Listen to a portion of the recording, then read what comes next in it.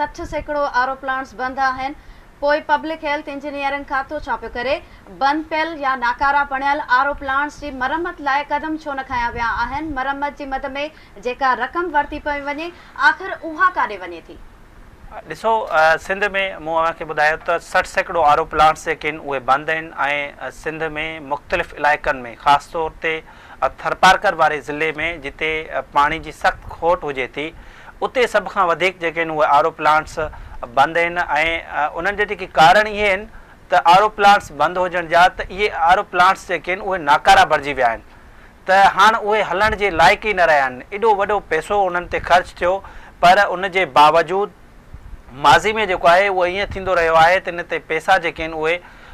उन्हनि खे बंदि पियल आरो प्लांट्स खे हलंदड़ ॼाणाए करे उहे पैसा जेके आहिनि करप्शन जे भर चढ़ी विया। मुख़्तलिफ़ माण्हुनि यानी सिस्टम जे ज़रिए उन्हनि पैसनि जी जेका आहे उहा विरासत थींदी रही आहे। त हाणे जेका आहे सिंध में आरो प्लांट्स जेके आहिनि उहे जेको पहिरीं बि आरो प्लांट्स सॼे सालनि खां बंदि रहिया आहिनि पर उनजो हाणे अंग जेको आहे उहो वधी वियो आहे। पहिरीं जेका आहिनि 40 सैकड़ो बंदि हुया पर हाणे 60 सैकड़ो बंदि थी विया आहिनि। यानी उन्हनि जी नाक़स कारकर्दगी हमेशह जेका आहे उहा साम्हूं आई आहे ऐं उनखे बहितर करण जी उहो कोशिशि न पिया कनि। यानी हीउ सॼो जेको प्रोजेक्ट जंहिं मक़सद लाइ जेको आहे इहो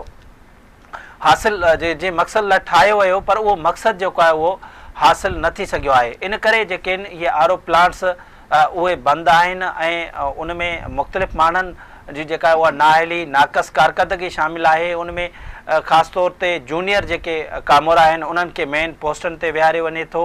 ऐं जूनियर कामोरनि खे सेक्रेटरी बणायो वञे थो या चीफ इंजीनियर जे उहिदनि ते विहारियो वञे थो। इन करे जेके आहिनि हिन खाते में जेको आहे इलाही करप्शन तमामु घणी आहे। ख़ासि तौर ते आरो प्लांट्स जो जेको हीउ प्रोजेक्ट आहे जेको मुख़्तलिफ़ वक़्तनि ते शुरू थियो इन आरो प्लांट्स बंदि पियल आरो प्लांट्स जे नाले ते हिननि जेका आहे उहा करप्शन इन्हनि में थींदी रही आहे। नेब हुजे या एंटी करप्शन हुजे उहे बि जेके आहिनि इदारा ही ख़ामोश रहिया आहिनि। हिन वक़्तु जेको आहे उहो आरो प्लांट्स तक़रीबन 60 सैकड़ो आरो प्लांट्स जेके आहिनि उहे बंदि आहिनि ऐं सिंध में मिठे पाणी जी फरहमी जेका आहे उहा हिन वक़्तु बंदि आहे ऐं उन जे लाइ पब्लिक हेल्थ इंजीनियरिंग ख़ासि तौर ते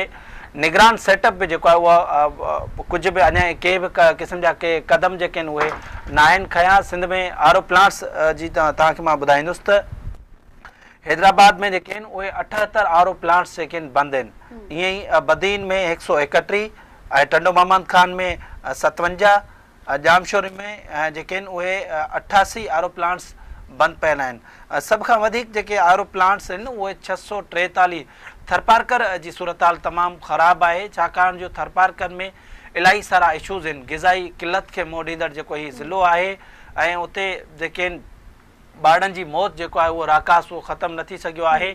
उते अहिड़े क़िस्म जी नाअहली जेका आहे उहा बर्दाश्त नथी करे सघिजे। सिंध में जेको आहे हिननि कामोरनि जी नाअहली जे करे जेको आहे मिठे पाणी जी फरहमी बंदि पियल आहे ऐं जेकी रिपोर्ट्स या जेके आरो प्लांट्स जेके आहिनि उहे लॻणा हुया उहे न लॻाया विया आहिनि ऐं सिंध में जेको आहे उहो आरो प्लांट्स खे फ़ाल करण जी हिन वक़्तु ज़रूरत आहे पर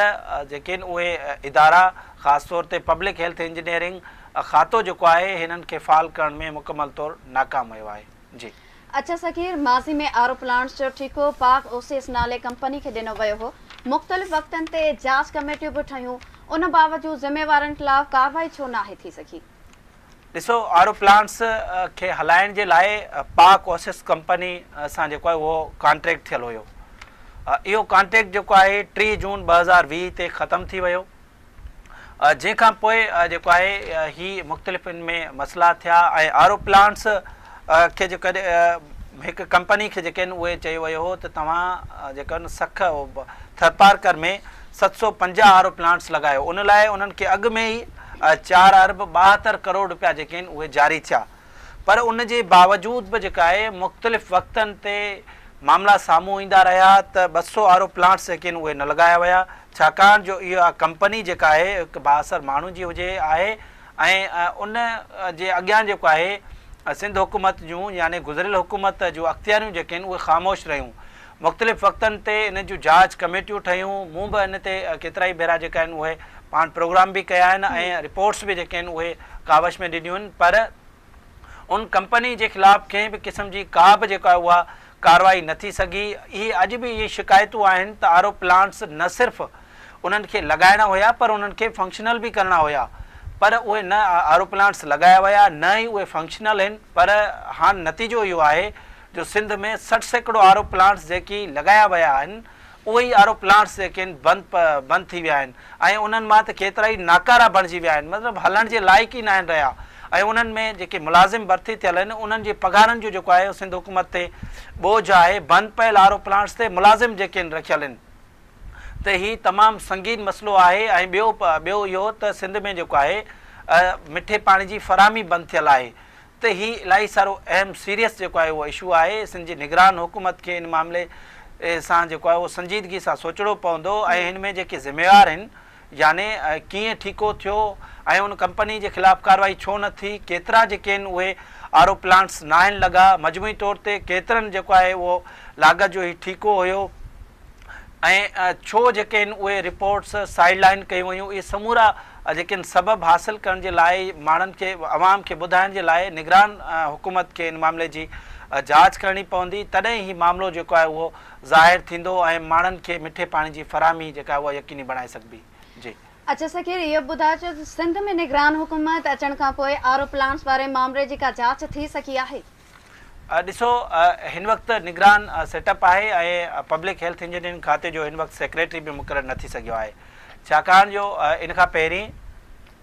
जेको आहे बचल रापोटो मतिलबु इन खां पहिरीं जेको आहे काज़ी एजाज़ मैसर जेको आहे इन जो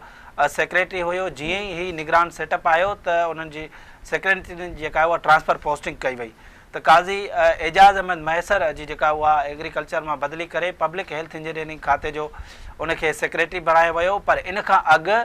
इन जो सेक्रेटरी जेको हुयो उहो बचल रापोटो हुयो। पाण हिते हिन ई प्रोग्राम में नाज़रीन खे ॿुधाए चुका आहियूं त बचल रापोटो जेको आहे उहो वर्कर्स वेलफेयर बोर्ड में उनजो मेन किरदारु रहियो आहे। उनजे ख़िलाफ़ु जेको आहे उहो नेब में बि जांच हली रही आहे, एंटी करप्शन में बि जेको आहे उहो उनजे ख़िलाफ़ु जेका हिकिड़ी जांच मुकमल थियल आहे त जेकी मज़दूरनि जा जेके पैसा हुया ॾाज जा या जेके आहिनि उनखां अलावा फोतगी वारी ग्रांट जा उहे जेके आहिनि पैसा हड़प कया विया, जाली जेके आहिनि उहे केसिस ठाहे करे जाली मज़दूरनि जे नाले ते उहे पैसा हड़प कया विया। उन एलिगेशन वारे माण्हू खे जेको आहे उन जे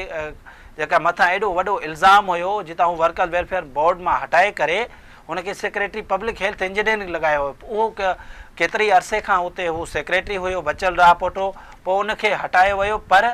हिन वक़्तु बि हिन खाते जो जेको आहे उहो सेक्रेटरी मुक़ररु नाहे थी सघियो ऐं निगरान हुकूमत जेका आहे उहा कंहिं बि क़िस्म जी का बि हिन वक़्तु कार्रवाई नाहे कई, न ई जेका आहे उहा जांच कमेटी ठाही आहे। बाक़ी जेको आहे उन्हनि जा जेके आहिनि उन्हनि खे शटअप कॉल ॾिनी वई आहे ऐं उन्हनि खां तफ़सील घुराया विया आहिनि त जेके आहिनि उहे आर ओ प्लांट्स कुल केतिरा आहिनि ऐं केतिरा हलंदड़ आहिनि ऐं उन्हनि जा जेके आहिनि फंड्स बि जेके आहिनि उहे रोकिया विया आहिनि। जी अच्छा सकीर, इहो ॿुधाइजो त सिंध जी निगरान हुकूमत पब्लिक हेल्थ खाते जा फंड्स छो रोकिया आहिनि? ॾिसो, हिन जी जेका आहे उहा 3 अरब 28 करोड़ रुपयनि जी जेका आहे उहा बजट आहे। त हाणे जेका आहे उहा माज़ी में जीअं मूं तव्हांखे पहिरीं बि ॿुधायो त माज़ी में इन्हनि जी जेका आहे उहा मतिलबु अखियूं बंदि करे इन्हनि जो बजट जेके आहिनि उहे जारी कंदा रहिया आहिनि। हाणे बंदि पियल आर ओ प्लांट्स जी जेका आहे हिननि मरमत ऐं उनखे हलाइण जे नाले ते तक़रीबन 3 अरब 3.5 अरब हर साल जेका हिन जी बजट हुजे थी ऐं उहा बजट जेका आहे उहा इन्हनि बंदि पियल आर ओ प्लांट्स जे नाले ते ई ख़र्च बि ॼाणाए छॾींदा आहिनि। त हाणे सिंध जी निगरान हुकूमत इहो कयो आहे त सभ खां पहिरीं हिननि खे ख़त लिखियो आहे पब्लिक हेल्थ इंजीनियरिंग खाते खे ऐं उन में जेके आहिनि हिन 3-4 जेके आहिनि पब्लिक हेल्थ इंजीनियरिंग खाते जे सेक्रेटरी खां 4-5 क्वेश्चन कया आहिनि। सभ खां पहिरीं उनखे इहो चयो वियो आहे त 3 सालनि दौरान यानी जेके गुज़िरियल 3 साल आहिनि उन दौरान असांखे ॿुधायो त आर ओ प्लांट्स खे हलाइण ऐं उन जी मरमत जे नाले ते जेकी फंड्स हासिलु कया विया आहिनि उन जो तव्हां इस्तेमालु कीअं कयो आहे उन जी जेका आहे उहा रिपोर्ट ॾिनी वञे ऐं उन सां गॾोगॾु साल 2019 ऐं 20 जी जेका ऑडिट रिपोर्ट बि जेका आहे उहा घुरी वई आहे त इहा ऑडिट रिपोर्ट असांखे ॾियो, पोइ असां तव्हांखे जेको आहे उहा फंड्स रिलीज़ कंदासीं। उन सां गॾु सिंध में जेको आहे सिंध जे नाणे खाते उन्हनि खे ख़त लिखी इहो बि चयो आहे त आर ओ प्लांट्स केतिरा हलनि था, केतिरा बंदि पियल आहिनि ऐं जेका वाटर सप्लाई स्कीमुनि जी छा सूरत हाल आहे ऐं ड्रेनेज स्कीमनि जी कहिड़ी सूरत हाल आहे, उन्हनि जी फिज़िकल वेरिफिकेशन, यानी उते वञी करे असांखे ॿुधायो त इहे आर ओ प्लांट्स कहिड़ी हालति में आहिनि, ड्रेनेज स्कीमनि जी कहिड़ी सूरत हाल आहे ऐं वाटर सप्लाई स्कीमनि जी उन्हनि जी फिज़िकल ऐं फाइनेंशियल, यानी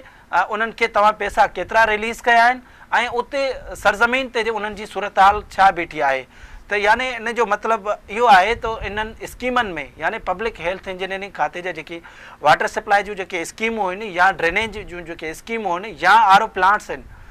उन्हनि में जेका उहा करप्शन थी आहे ऐं उन्हनि खे रिलीज़िंग जेका थी आहे उहा 100% थी आहे। उते फिज़िकल जेका उन्हनि जी पोज़ीशन आहे उहा तमामु घटि आहे। त सभ खां पहिरीं मतिलबु जेको मुख़्तलिफ़ हिननि जे लाइ इदारा जेके ठहियल आहिनि, पाण हिते ईंदासीं PND डिपार्टमेंट ते, त मॉनिटरिंग एंड एवोल्यूशन हिकु सेल ठहियल आहे, उहो स्कीमनि जी उहो बाक़ाइदे सां जांच कंदो आहे, मयार ॾिसंदो आहे त इहे स्कीमूं जेके आहिनि उहे किथे पहुतियूं, उन्हनि में जेके आहिनि मटीरियल जेको आहे उहो कीअं इस्तेमालु थियल आहे। त इहे शयूं जेके आहिनि मॉनिटरिंग एंड एवोल्यूशन सेल, त उते बि जेके DG जेके लॻंदा रहिया आहिनि उहे बि सिफ़ारिशी लॻंदा रहिया आहिनि, यानी उन्हनि जी फेवर में ई रिपोर्टूं जारी थींदियूं रहियूं आहिनि। इन करे जेके आहिनि अगरि हू